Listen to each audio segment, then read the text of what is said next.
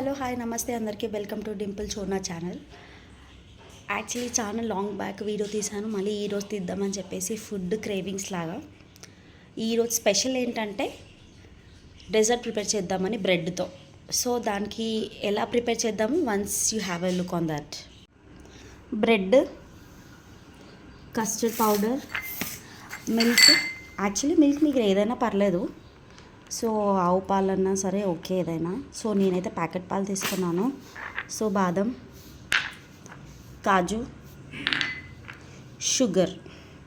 So దీనికి కావాల్సిన పదార్థాలు ఇవ్వండి. 4 స్లైస్లా కట్ చేసుకోవాలి.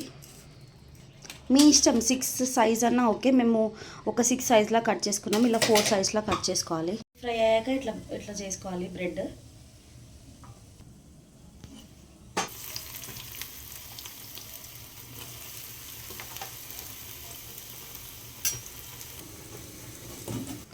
మీన్ వైల్ ఇప్పుడు చాప్ చేసుకున్నాము కాజు, బాదం. యాక్చువల్లీ మా హస్బెండ్ అంటున్నారు మంచిగా ఇట్లా చేసుకొని టైం పైన ప్రిపేర్ చేసుకొని అమ్మొచ్చు అని చెప్తున్నారు. ఆయిల్ అయిపోయిందని చెప్పేసి ఇంకొద్దిగా ఆయిల్ పోసి మళ్ళీ డీప్ ఫ్రై చేసుకోవాలని చెప్పేసి ఇంక ఇన్ని ఉన్నాయి డీప్ ఫ్రై చేయడానికి. ఈ మిల్క్ ఉంది కదా, కొద్ది మిల్క్ ఇందులో తీసుకొని కస్టర్డ్ పౌడర్ యాడ్ చేసుకోవాలి. సో ఇట్లా మిక్స్ చేసుకోవాలి. టూ స్పూన్స్ వేసుకొని మిక్స్ చేసుకోవాలి. యాక్చువల్లీ ఇది క్లాట్స్లా అయిపోతుంది, మంచిగా మిక్స్ చేసుకోండి. ఈ గ్యాప్లో ఈయన చెప్తా ఉంటారు నాకు. ఇట్లా మిల్క్ ఒక దాంట్లో వేసుకొని వెయిట్ చేసుకోవాలి.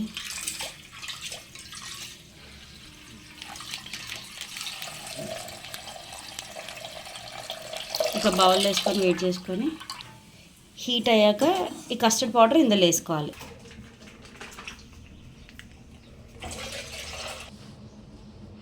ఇట్లా మంచి బ్రౌనిష్ కలర్ కావాలి.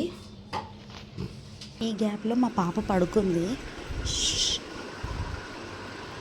పాలు ఉడికిన తర్వాత బాయిలర్ మరిగిన తర్వాత షుగర్ వేసాము.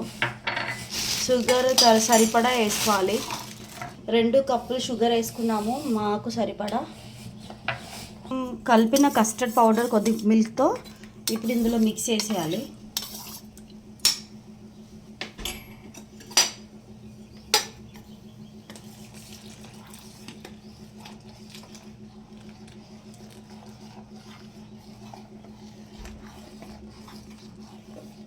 కొన్ని డ్రై ఫ్రూట్స్ వేసుకోవాలి.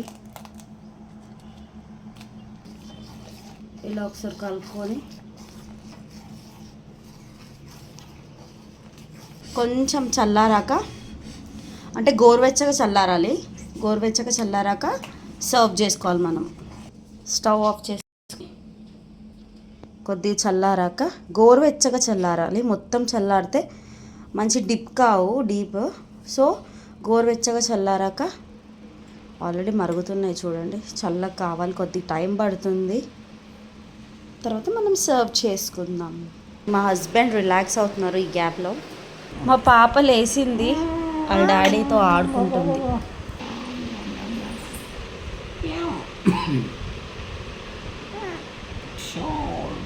సో ఇప్పుడు ఇలా సర్వ్ చేసుకోవాలి.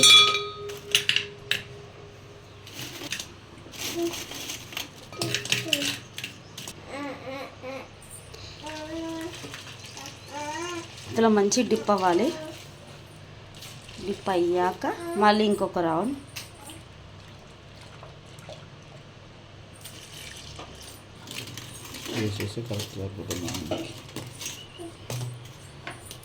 దీనిపైన కాజు, మనం చేసుకున్న డ్రై ఫ్రూట్స్ ఇట్లా సర్వ్ చేసుకోవాలి.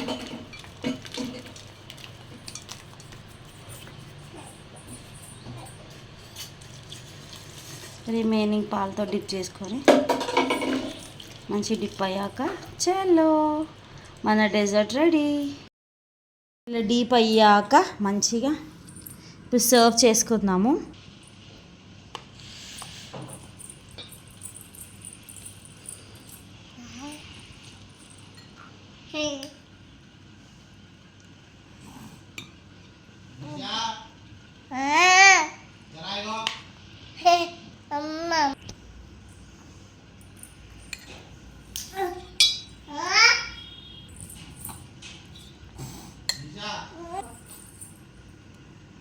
ఫైనలీ ప్లేట్లో సర్వ్ చేసుకొని ఎలా ఉందో టేస్ట్ చేసి చెప్దాం.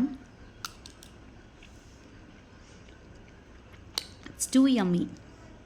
లైక్ 1.5 ఇయర్ బేబీస్కి కూడా పెట్టచ్చు. It's too yummy. Thank you నాన్న. చాలా బాగుందండి. మీరు కూడా డెఫినెట్లీ ట్రై చేయండి. అప్పుడప్పుడు ఈవినింగ్ స్నాక్స్కి తినాలనిపిస్తుంది, అలా బాగుంటుంది. చలో సబ్స్క్రైబ్ చేసుకోండి. ఇంకెన్ని వీడియోస్ కావాలంటే లైక్ చేయండి, కామెంట్ చేయండి, షేర్ చేయండి. బాయ్.